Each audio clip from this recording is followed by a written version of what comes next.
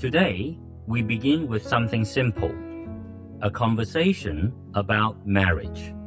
Not the version wrapped in fairy tale ribbons or whispered through romantic cliches, but the version that sits quietly beneath the surface, the one most people never dare to examine. What follows may unsettle long-held beliefs about love and family. Yet, if you stay with the story until the end, you may find your understanding of life shifting into a new clarity. For once you see through marriage, you begin to see through human nature itself and the deeper logic that shapes how we live, love, and build our world. 1. The story we were told. From the very beginning, we are taught a script. Fairy tales, dramas, and childhood stories insist that people marry because they love, and once married, they must love for a lifetime. It is a comforting narrative, and one of the greatest illusions ever told. Love, after all, is not a fixed state. It is a flicker of chemistry, a surge of hormones, a brief dance of dopamine. Emotions rise and fall like tides. They shift, they fade, they vanish without warning. Today, someone makes your heart race. 10 years from now, 20 years from now, will that feeling still spark on command? Biology quietly answers, no. The intense phase of romantic love lasts, at most, 2 to 3 years. It is written into our genes, an objective law of the body. Marriage, however, is not built on emotion.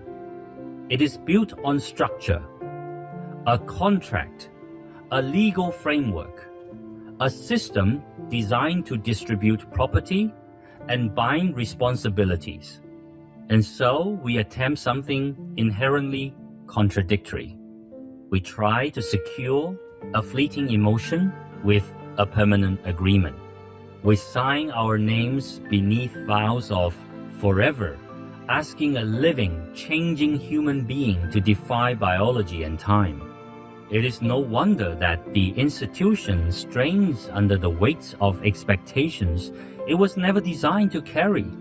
This is why divorce rates rise. This is why couples drift into silence, into separate beds, into quiet resentment. Not because people today are less moral, but because human nature has always been what it is.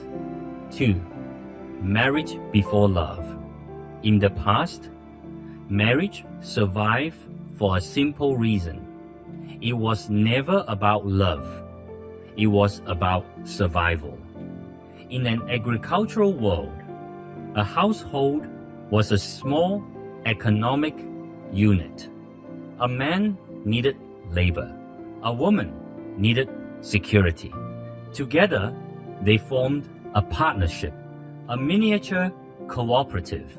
He worked the fields. She wove, cooked, bore children. Their lives were intertwined not by passion, but by necessity. A good marriage meant food on the table and children who lived to adulthood. Love was optional. Marriage was created to clarify property and ensure reproduction, nothing more. But the world changed. Today, a man or woman with a stable income can live independently. Women no longer rely on men for survival. Men no longer rely on women for domestic labor. The economic glue that once held marriages together has dissolved. And when survival is no longer the purpose, expectations shift. People begin searching for emotional fulfillment, for soul-level resonance, for a love that never fades. They try to place something fragile and unpredictable inside a structure built for stability and economics. The result, more often than not, is disappointment. Once you grasp this deeper logic, a quiet realization begins to take shape. Much of the pain people endure in relationships is not fate, nor malice, but misaligned expectations. From the very beginning, many walked into marriage believing it was built to hold something it was never designed to contain. 3. Why society still worships marriage. And naturally, a question arises. If marriage was never meant for love, then why has society, across thousands of years and countless cultures, wrapped it in such sacred light? To answer that, we must step behind the curtain and look at the machinery itself. For millennia, every major civilization has praised marriage, mythologized it, elevated it to the realm of the divine. But beneath the poetry lies a colder truth. To the vast engine of society, your personal happiness is irrelevant. What it seeks is far simpler stability and productivity, or in harsher terms, control and extraction. A single person is a free person. Free people are unpredictable, difficult to manage, and harder to bind to long-term economic obligations. Freedom limits how much surplus value society can draw from an individual. And so, to tame this unpredictability, society offers a solution disguised as destiny: the institution of marriage. Marriage begins with a mortgage, a 30-year pledge of your future labor to banks and developers. It continues with a diamond ring, a stone with no practical use but marketed as eternal love. Then come the wedding banquets, the maternity care, the formula, the school district housing, the tutoring fees. When you trace the line from one expense to the next, you see not isolated choices, but a decades-long industrial chain, feeding corporations and sustaining entire economies. Without the narrative of marriage, without the expectation of children, who would buy all this? What would keep consumption flowing? The architects of society understand this well. They wrap the entire structure in the most irresistible packaging imaginable: love. From childhood, films, songs, and stories whisper the same message. Marriage is the safe harbor of love, the final chapter where the prince and princess live happily ever after. In reality, what is being sold is not romance but compliance. The moment you sign the marriage certificate, you become a neatly categorized participant in the financial and consumer system. 4.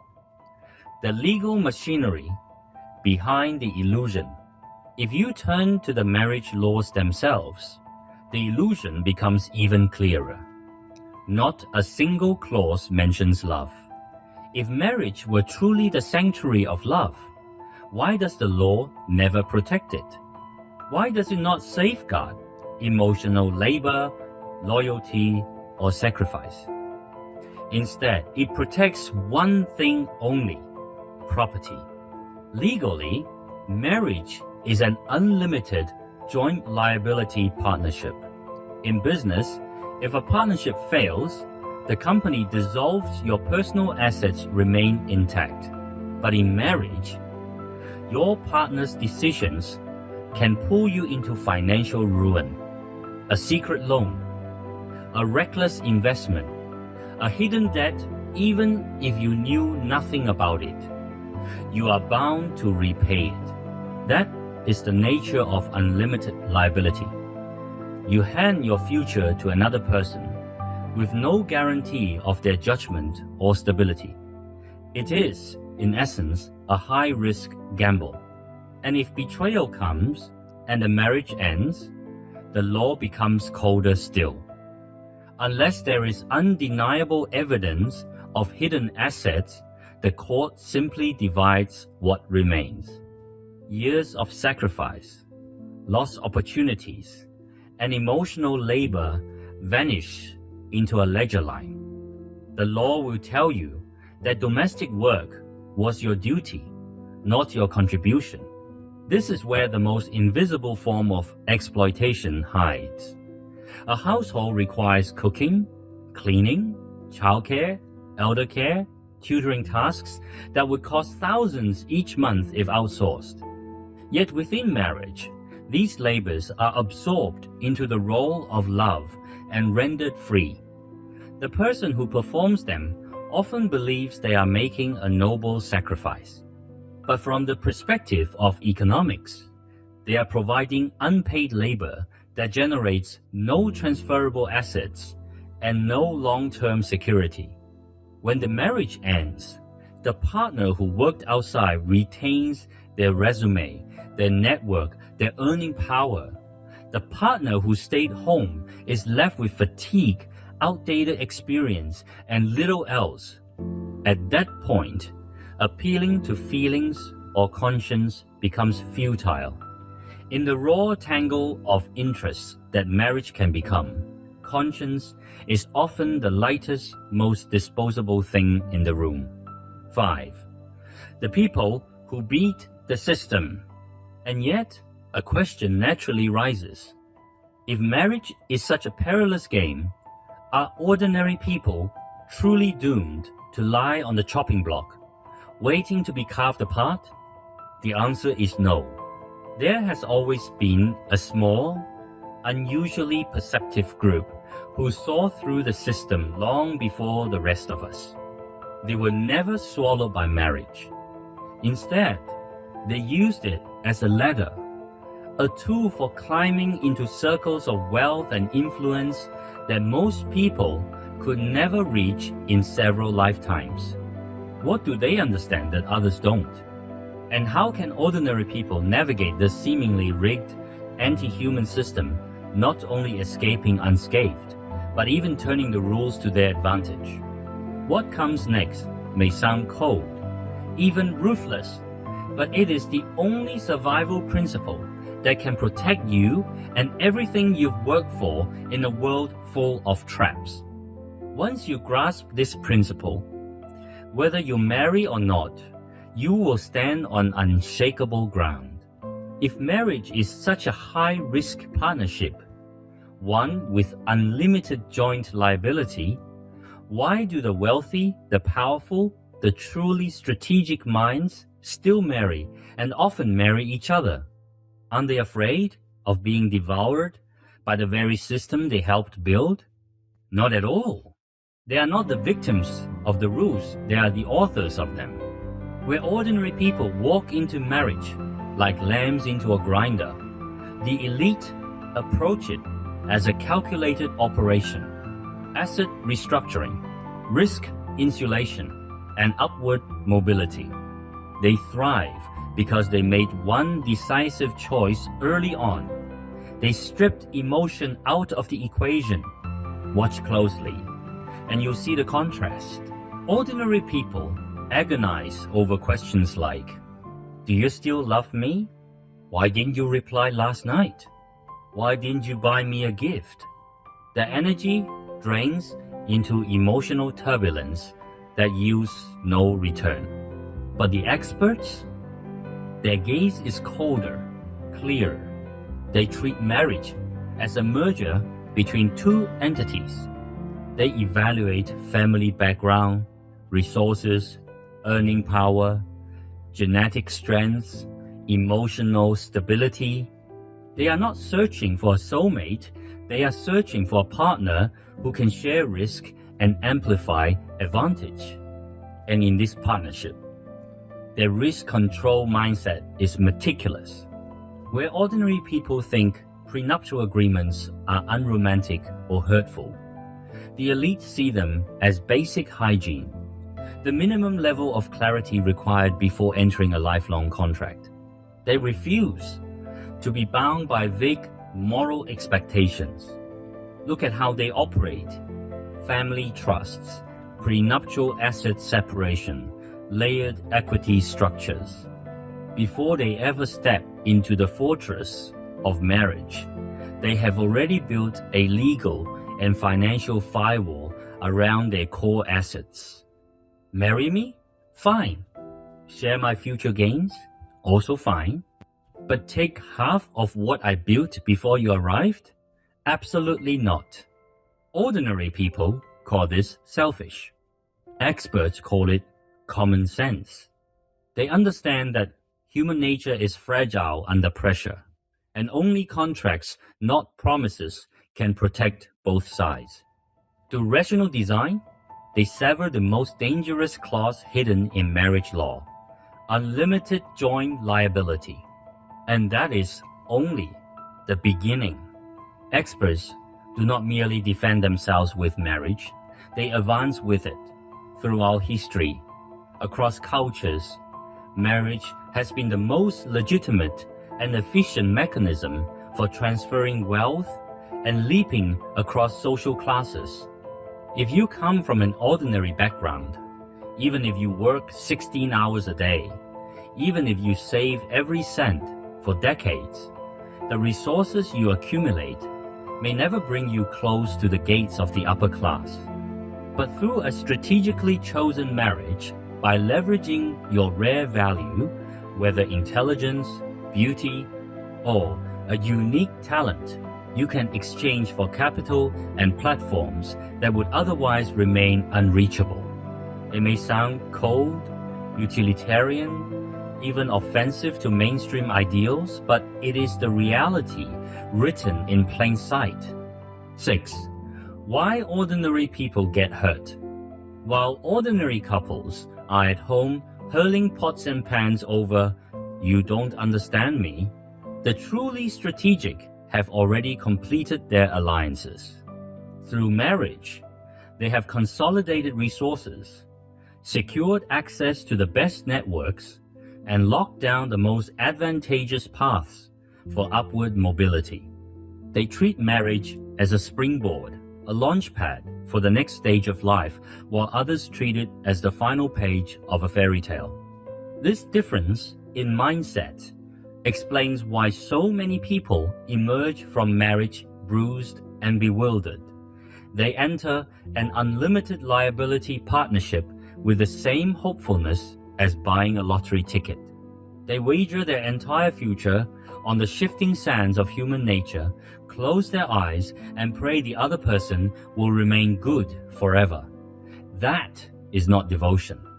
It is a dangerous form of wishful thinking and a profound abdication of responsibility. 7. The survival guide. So what now? After seeing these harsh truths, should ordinary people simply surrender? Should we stop loving, stop trusting, stop believing in connection altogether? Absolutely not. Whether you are single, dating, struggling inside a marriage, or standing at the edge of divorce, there is a way out, but only if you shift your mindset completely.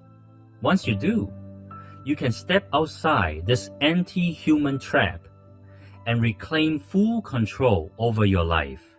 In this final section, I want to offer a survival guide, not gentle advice, but a set of hard, practical principles.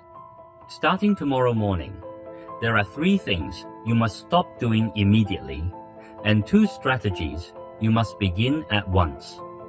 There is no sentimentality here, only clarity. No matter who your partner is, no matter how harmonious or turbulent your relationship may be, applying these principles will protect you from catastrophic losses in love and marriage. You may even learn to use the system in reverse, turning its rules into leverage for your own life. First, stop demanding absolute emotional security from marriage. This is the most common and most destructive mistake. Many people assume that once they marry, their partner should automatically understand them, soothe them, tolerate their moods, and act as their emotional anchor. But there is no permanent safe harbor in another human being. When you hang your entire emotional world on someone else, even a moment of coldness feels like the end of the world. You argue, you cry, you spiral, and in doing so, you drain their patience while surrendering control of your own life. Real security comes from your financial independence, your irreplaceable skills, and the quiet confidence that you can walk away if necessary. No one is obligated to be your emotional insurance policy. Second, stop the self-sacrificing behavior that only moves yourself. Many people, especially after having children, string their wealth to the kitchen and the nursery. They give up their social circles, their ambitions, their careers, believing they are sacrificing for love. They imagine their partner will remember this devotion forever. But in the logic of human nature, sacrifice without value does not earn respect. It breeds resentment and contempt. When your world narrows, your value in your partner's eyes collapses. And if the marriage ends, you lose not only the relationship, but also your ability to survive independently. Never clip your own wings for anyone. Third, stop pretending to be noble or clueless about money. Ordinary people think talking about money is unromantic. Experts know the opposite.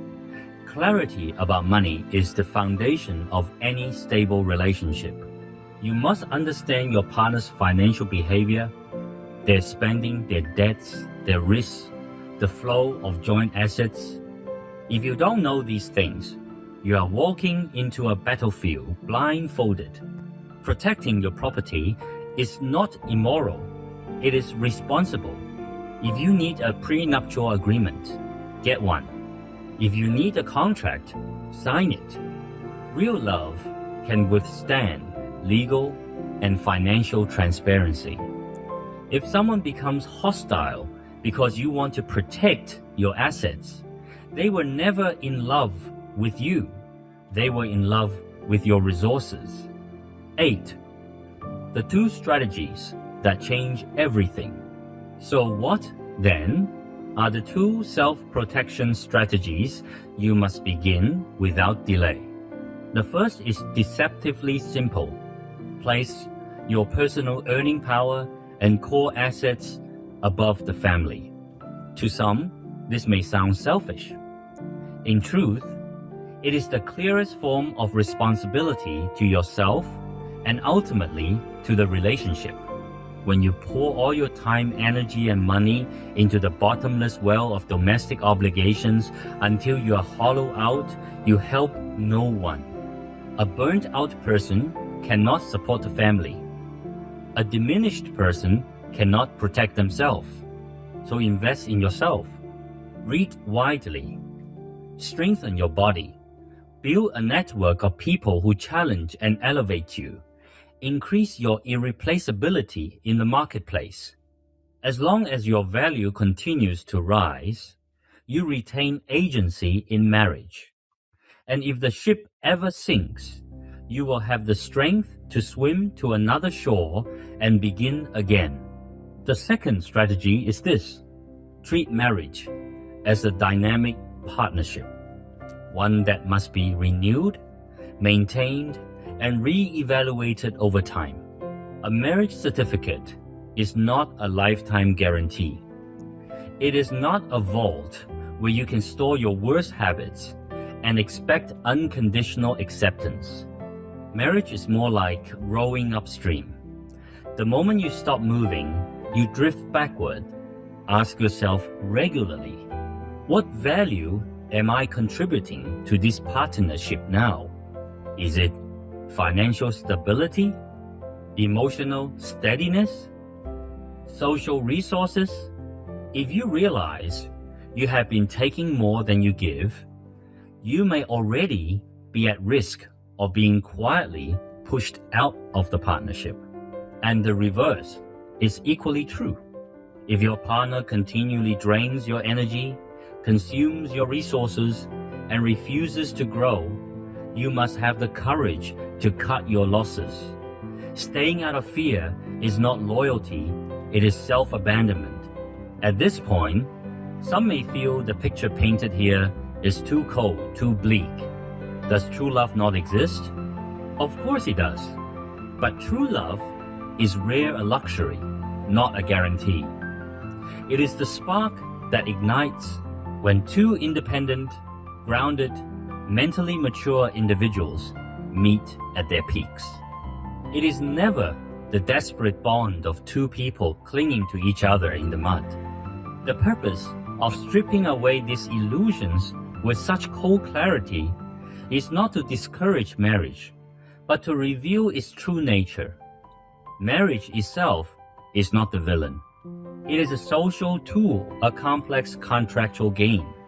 The tragedy lies in entering the game without understanding the rules, without reading the terms, and then placing every chip you own on the table with your eyes closed. But once you see clearly, once you stop projecting fantasies onto marriage and pull the center of your life back to yourself, something remarkable happens.